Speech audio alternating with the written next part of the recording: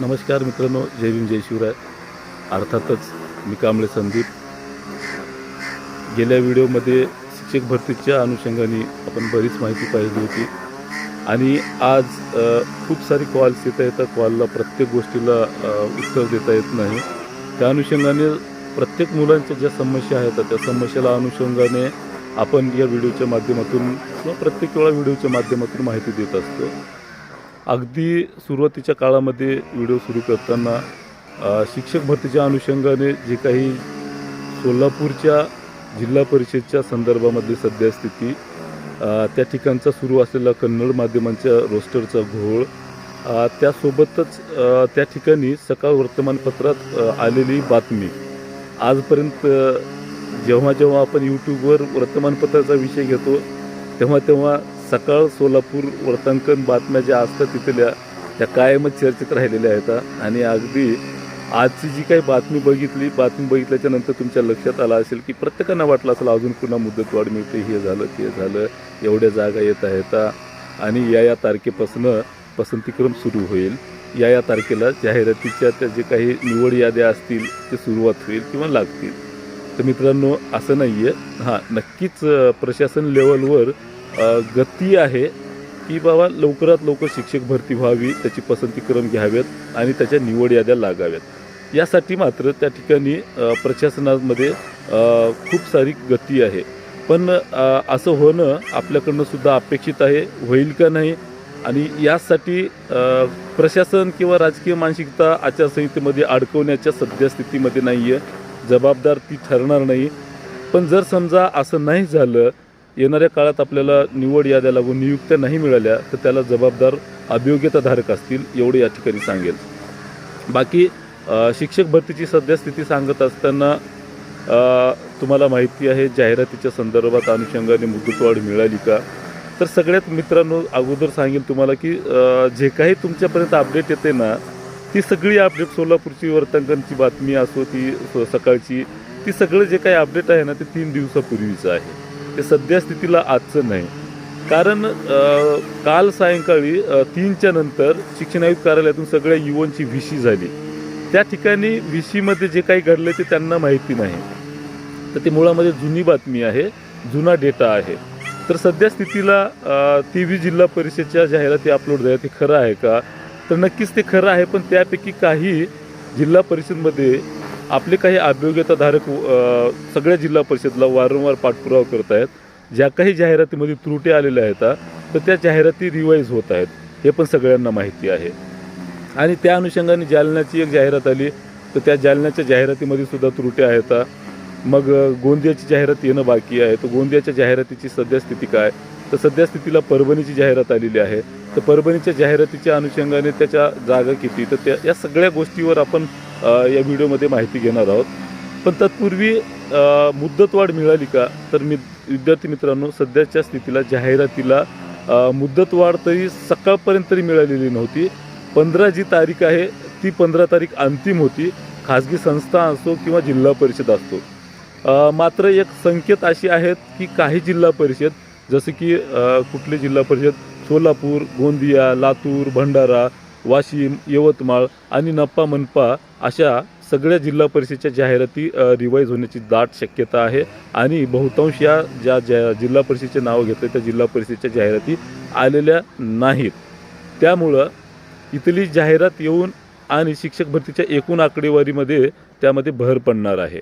मग आता तुम्ही म्हणाल की सर एवढी जाहिरात येते, एवढी आकडेवारी आहे, तर त्याच्यामध्ये माध्यमाला त्या माध्यमाला कमी जास्त अशी पदसंख्या दिल्या जातात.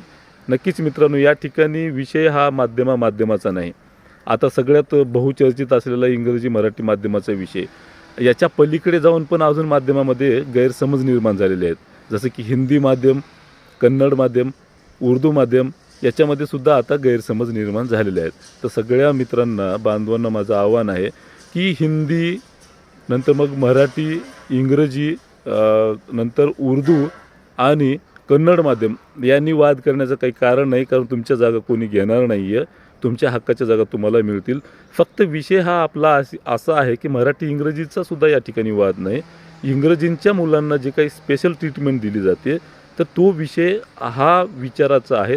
त्या विषयाला धरून आपण या ठिकाणी मराठी माध्यमावर अन्याय होतो आहे. म्हणून त्यांची निवड ही गुणवत्तेच्या आधारावर व्हावी आणि त्यांना 2,000 काय 2,500 काय 3,000-4,000 जागा गेल्या तरी काही हरकत नाही, असं या ठिकाणी आपलं सांगणं आहे. त्या अनुषंगाने आंदोलन होतं आहे. त्या आंदोलनामध्ये या मागण्या प्रखरतेने घेतल्या जात आहेत. आणि दुसऱ्या बाजूला गोंदियाची काल सायंकाळपर्यंत मित्रांनो जाहिरातीचा अपडेट द्यायचा असेल तर त्या ठिकाणी 507 जागा आहेत. त्यामध्ये मराठी माध्यमाला 321, इंग्रजी माध्यमाला 83, हिंदी माध्यमाला 70 जागा देण्यात आलेल्या आहेत आणि ते आज उशिरापर्यंत त्या ठिकाणी जाहिरात अपलोड होईल. मुळामध्ये हिंदी माध्यमाला त्या ठिकाणी रोस्टरनुसार पदभरती झाली नसल्याने एकूण टक्केवारीचा आकडा विचारात घेतला तर त्या ठिकाणी 97 ते 100च्या आसपास जागा मिळणं अपेक्षित आहे. ते नक्की मिळतील. हिंदी माध्यमांचे बहुतांश बऱ्याच ठिकाणी जाहिराती येणं अपेक्षित आहे. अजून त्या आलेले दिसत नाहीत. मात्र गोंदियामध्ये त्यांना त्या ठिकाणी स्थान मिळताना दिसत आहे. त्यासोबतच तुम्हाला माहिती आहे मित्रांनो, परभणीची पण जाहिरात आली. त्या परभणीच्या जाहिरातीमध्ये एकूण 143 पदांची त्या ठिकाणी अपलोड केलेली आहे. त्यामध्ये मराठी माध्यमाचे 30, इंग्रजी माध्यमाचे 14 आणि सगळ्यात जास्त आत्तापर्यंत सांगत आलो आपण सायन्स मॅथचे, जे की त्या ठिकाणी 99 अशी पदं देण्यात आलेली आहेत. मग जे काही माध्यमात आपण वाद करतोय तर तो वाद का करायचा? गुणवत्तेनुसार इंग्रजी मराठी प्रचलित वाद जो आहे तर तो गुणवत्तेनुसार निवड व्हावी एवढीच माफक इच्छा आहे. त्यामुळे त्यावर वाद करू नका. हिंदी आणि मराठी माध्यमांनी पण वाद करायचा नाही. त्यांचे खूप मला कॉल्स येत आहेत, सर ऐसा हो रहा है वैसा हो रहा है देखिए प्लीज. तर मित्रांनो त्या ठिकाणी तुम्हाला सांगतो की ते वाद करून काही अर्थ नाही आणि ते विषय हे वादाचे नाही आहेत. कारण बऱ्याच वर्षापासून त्या माध्यमांना त्या ठिकाणी जागा मिळालेली नाहीत. त्यामुळे त्यांच्या त्या ठिकाणी जागा येणं अपेक्षित आहे. वाद करून अर्थ नाही. त्यानंतर धुळे जिल्हा परिषदेची आपण जाहिरात अजून अपलोड झाली नाही, होईल लवकरच आज सायंकाळपर्यंत. तर त्या ठिकाणी सुद्धा 18 पदं आहेत. त्यापैकी इंग्रजी माध्यमाला 50% जागा देणार होत्या, पण काही कारणाने किंवा काही आंदोलन म्हणा किंवा आपल्या जिल्हा परिषदेचे मुलं त्या ठिकाणी जाऊन पाठपुरावा करत आहेत, म्हणून त्या ठिकाणी जे काही 50% पदं जाणार होती ते आता 20%, अर्थातच 18पैकी त्या ठिकाणी 9 जाणारी पदं आता 4 किंवा 5 या संख्येवर आलेली आहेत. तर हे झालं मित्रांनो सद्यस्थिती शिक्षक भरतीच्या बद्दल. मग तुम्ही म्हणाल तर दुसऱ्या बाजूला शिक्षण मंत्री महोदय 30,000 पदाची भरती केली असं म्हणत आहेत. तर मुळामध्ये किती पदं येतील, किती माध्यमाला किती जागा येतील, तर कोणत्या माध्यमाला कसे स्थान मिळेल? तर मित्रांनो मी आजपर्यंत सांगितलेलं आहे, प्रशासनाची हालचाल ही ओढून ताणून 18,000 पदं भरण्याची आहे. मी आजपर्यंत वारंवार सांगलो की याच्यापेक्षा अधिक एकही पद येणार नाही. 18,000 येतात की नाही याच्यामध्ये शंका आहे. सध्याच्या स्थितीला सगळं प्रशासन ओढून ताणून त्यापर्यंत आकडा नेण्याच्या प्रयत्नात आहे. ही खरी स्थिती आहे शिक्षक भरतीच्या सद्यस्थिती एकूण पद भरतीच्या संदर्भामध्ये. त्यानंतर मग तुम्हाला माहिती आहे त्याचं पसंतीक्रम कधी सुरू होईल. तर आंतरजिल्हा बदलीचा त्याच्यामध्ये जिल्हा अंतर्गत बदलीचा एक टप्पा बाकी आहे. तर हे कधी होईल? तर मित्रांनो तुम्हाला सांगू इच्छितोय, ज्या दिवशी आपलं पसंतीक्रम सुरू होईल 2 दिवसापूर्वी आपले काही बांधव त्या ठिकाणी बांधकाम विभाग जिथे आपलं ग्रामविकास खातं आहे तिथे ग्रामविकासच्या उपसचिवांकडे भेट घेतलेली होती. तर त्या ठिकाणी त्यांना सांगण्यात आलेलं आहे की तुमचं जिल्हा अंतर्गत बदलीचा जो काही टप्पा आहे ते शिक्षक भरतीच्या जेव्हा पसंतीक्रम येईल, जेव्हा पसंतीक्रम सुरू होईल तेव्हा आपण 1-2 दिवस अगोदर एक पत्र काढू ग्रामविकासकडनं आणि जिल्हा अंतर्गत बदलीची प्रक्रिया त्या ठिकाणी राबवायला सुरुवात होईल. मित्रांनो जिल्हा अंतर्गत बदलीसाठी सुद्धा हे महत्त्वाची अपडेट हीच आहे. आणि जेव्हा तुम्हाला सांगितलं 21 जूनच्या नुसार शिक्षक भरती आणि आंतरजिल्हा बदली राबवली जात आहे. क्रम पण सांगितलेत. सगळ्यात अगोदर आंतरजिल्हा बदली होईल, नंतर जिल्हा अंतर्गत बदली होईल, नंतर शिक्षक भरती होईल. अर्थातच आता आंतरजिल्हा बदली झाली, जिल्हा अंतर्गत बदली पण सुरू होणार आहे. कधी होणार आहे? आपले पसंतीक्रम येतील तर. आणि पसंतीक्रम आल्याच्या नंतर जिल्हा अंतर्गत बदलीसुद्धा त्यांची होणार आहे आणि पत्रक पण तसे असे येईलच लवकर. त्याच्यानंतर मग काय होईल तर आपल्या निवड याद्या लागतील आणि त्यांच्या तेव्हा कार्यमुक्ती, आपल्याला नियुक्त्या मिळाल्या की त्यांच्या तेव्हा कार्यमुक्ती होईल. अर्थातच या दोन्ही गोष्टी सायमल्टेनियसली एकत्र जात आहेत. त्यामुळं सध्याच्या स्थितीला या प्रक्रियेला गती येत नाही. जाहिराती इथपर्यंत ही प्रक्रिया थांबलेली आहे. प्रशासन जोरदारपणे काम करत आहे या गोष्टीवर आणि दुसऱ्या बाजूला प्रशासन असो किंवा राजकीय मानसिकता असो, शिक्षक भरती आचारसंहितेत अडकवण्याची त्यांची मानसिकता नाही. जर अडकली किंवा जर समजा सगळं व्यवस्थित झालं तर शिक्षकांच्या ज्या काही नियुक्त्या आहेत त्या खरंच सांगतो फेब्रुवारीच्या एंडिंगपर्यंत मिळण्याची दाट शक्यता आहे. मात्र आपले अभियोग्यताधारक या ठिकाणी त्याला अडचण असेल आणि जर अभियोग्यताधारकांनी अडचण निर्माण नाही केली किंवा त्यांच्या समस्या जर मिटल्या नाही तर 100% तुम्हाला सांगतो शिक्षक भरतीच्या नियुक्त्यासुद्धा आपल्याला लवकर मिळणार नाहीत. आणि दुसऱ्या बाजूला पसंतीक्रम कधी सुरू होईल तर मित्रांनो, पसंतीक्रमाच्या संदर्भात रात्री मी अधिकारी वर्गांशी चर्चा केली तर मुळामध्ये ज्या काही जिल्हा परिषदेच्या जाहिराती अपलोड करणं बाकी आहे उर्वरित आता सांगितलेले आहे तर ते आज सायंकाळपर्यंत होणं अपेक्षित आहे. जर समजा आज सायंकाळपर्यंत अपेक्षित जर ते अपलोड नाही झाल्या तर 15 तारीख त्यांना कालच्या विषयीमध्ये शेवटची तारीख दिलेली आहे. कारण उद्या रविवार, आज शनिवार ही वर्किंग डे नसल्यामुळं कदाचित ती तारीख अजून वाढली नाही, पण ती तारीख 20 तारखेपर्यंत जाण्याची दाट शक्यता आहे. पण अपेक्षा अशी करू आपण की ती तारीख वाढणार नाही, जेणेकरून आपल्या जाहिराती या आता त्या ठिकाणी 15 तारखेच्या अगोदर येतील. पण खाजगी संस्थांच्या जर गोष्टी विचारात घेतल्या तर त्यांच्या मावाकडून रोस्टर तपासणी बाकी असल्याकारणानं किंवा कन्नड माध्यमाचं जे काही सोलापूरचं आहे तर ते मावाकडे रोस्टर पाठवलेलं आहे. अजून त्याला अंतिम म्हणजे अगोदर जाहिरात दिली, त्याच्यात त्रुटी आल्यामुळं मुलांनी धाव घेतली, त्रुटी आल्यामुळं सांगलीचं असो त्याच्यात त्रुटी आल्यामुळं ते मावाकडे पाठवण्यात आलेलं आहे. त्याच्यात दुरुस्ती करणे अपेक्षित आहे. ही झाली सध्या स्थितीला. मग आयुक्त कार्यालयातून अधिकारी वर्गाकडून पसंतीक्रम कधी सुरू होईल, त्याच्यामध्ये अडथळे काय आहेत तर मित्रांनो, मी तुम्हाला आत्तापर्यंत सांगितलेलं वारंवार सांगितलं की जे काही TET फ्रॉडमध्ये मुलांची नावं आली होती त्यांनी जी काही केंद्राची परीक्षा पात्रता धारण केलेली आहे CTET आणि BEd जी पात्र होती तर अशा मुलांचं पवित्र पोर्टलला सेल्फ सर्टिफिकेशन होणं बाकी होतं. तर यांचं सेल्फ सर्टिफिकेशन होईल की नाही, काही जे काही मुंबई खंडपीठ असो किंवा नागपूर खंडपीठ असो तर त्यामध्ये धाव घेतलेली मुलं त्यांचं सेल्फ सर्टिफिकेशन झालेलं होतं. मात्र संभाजीनगरमध्ये जे काही 355 मुलं होती त्या मुलांचं सर्टिफिकेशन बाकी होतं. तर त्यांना संधी मिळते की नाही अशाचे पण मला अनेक कॉल आले. मी मित्रांनो सुरुवातीच्या काळापासून सांगितलं आहे की काही एक दूरदृष्टी असते, काही अधिकाऱ्यांशी आपण संवादात असतो आणि काही आपल्याला त्याच्यातले नियम पण समजतात. त्याच्यामध्ये एक मानव अधिकार नावाची आंतरराष्ट्रीय दर्जाची एक संघटना आहे, त्याच्यामध्ये सगळ्या देशाचं नेतृत्व असते. त्या अनुषंगाने अशा मुलांना संधी मिळणं अपेक्षित होती, कारण त्यांनी राज्यामध्ये बॅन केलेले होते. केंद्राची त्या ठिकाणी त्यांना त्यांनी पात्रता धारण केल्यावर त्यांना संधी देणं संयुक्तिक होतं, ते न्यायप्रविष्ट होतं किंवा कायदेशीर बाब होती ती.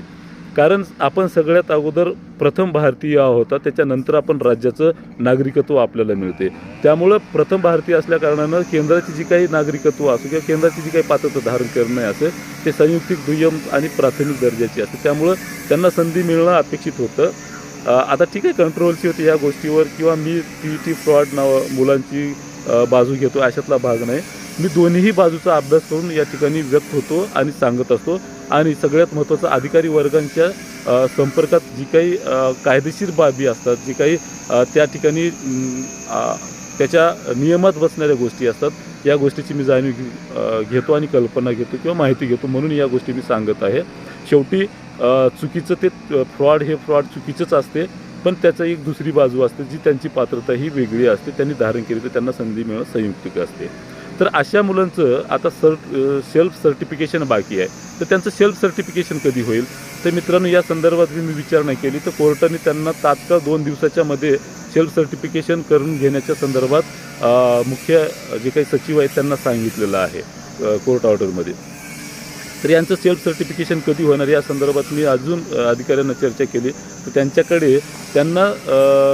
त्यांच्याकडे अशा काही प्रयोजन सुरू नव्हतं. मात्र तात्काळ त्यांना अशा बाबतीत त्यांचं सेल्फ सर्टिफिकेशन घेतल्याशिवाय शिक्षक भरती समोर एक पाऊलही जाणार नाही, तेवढंच खरं आहे.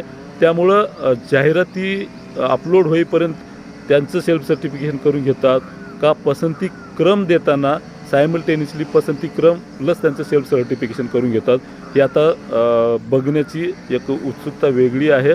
कारण दुसऱ्या बाजूला कोर्टाने त्यांना फटकारलेलं आहे की यांचं अगोदर रजिस्ट्रेशन करून घ्या, सेल्फ सर्टिफिकेशन करून घ्या. तर त्यांनी तसा टाईम बॉन्ड देतील का आता बघण्यासारखं आहे. कारण थोडंसं ही तारेवरची कसरत असणार आहे अधिकारी वर्गाची.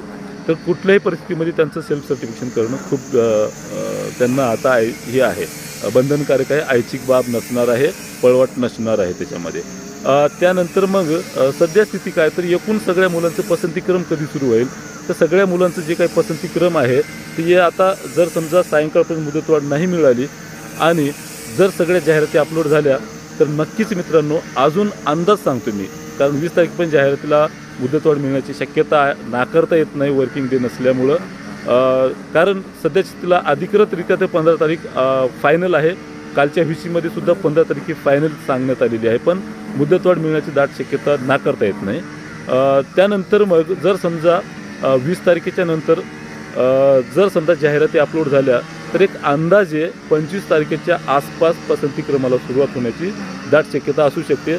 पण अधिकारी वर्गांकडनं या गोष्टीला मी विचारल्यावर नॉट कन्फर्म असं उत्तर आलेलं आहे, कारण ते अधिकारी स्पष्ट सांगितलं की आम्ही याबद्दल पुष्टी करू शकत नाही, कारण त्यामध्ये हे संभाव्य अडथळे आहेत. म्हणून अजून सध्या स्थितीला आयुक्त कार्यालय अधिकारी स्तरावर पसंतीक्रमाच्या संदर्भात कुठलीही हालचाल नाही, कारण जाहिरातीचा जोपर्यंत तोडगा निघणार नाही तोपर्यंत पसंतीक्रमाला सुरुवात होणार नाही.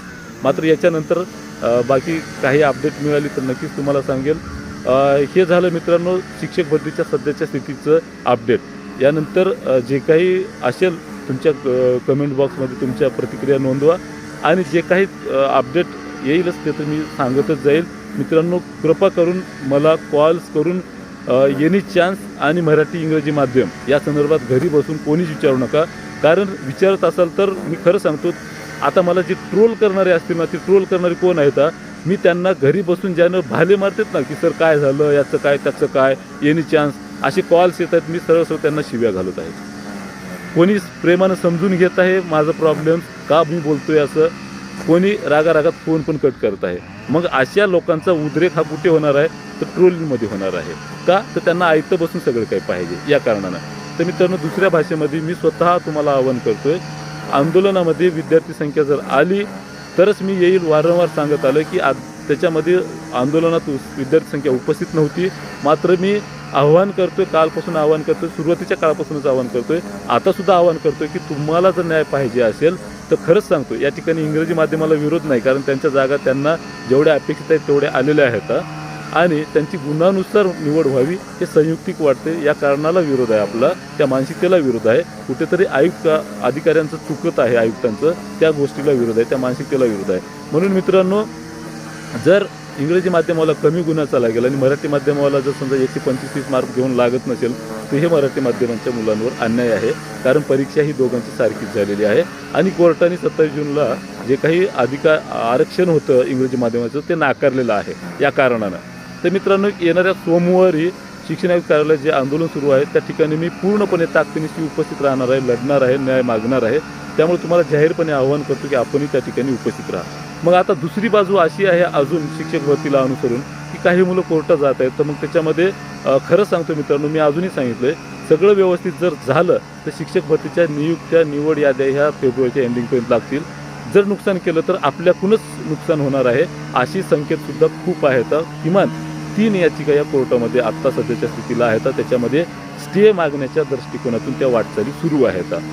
एवढंच सांगेल या ठिकाणी. धन्यवाद मित्रांनो.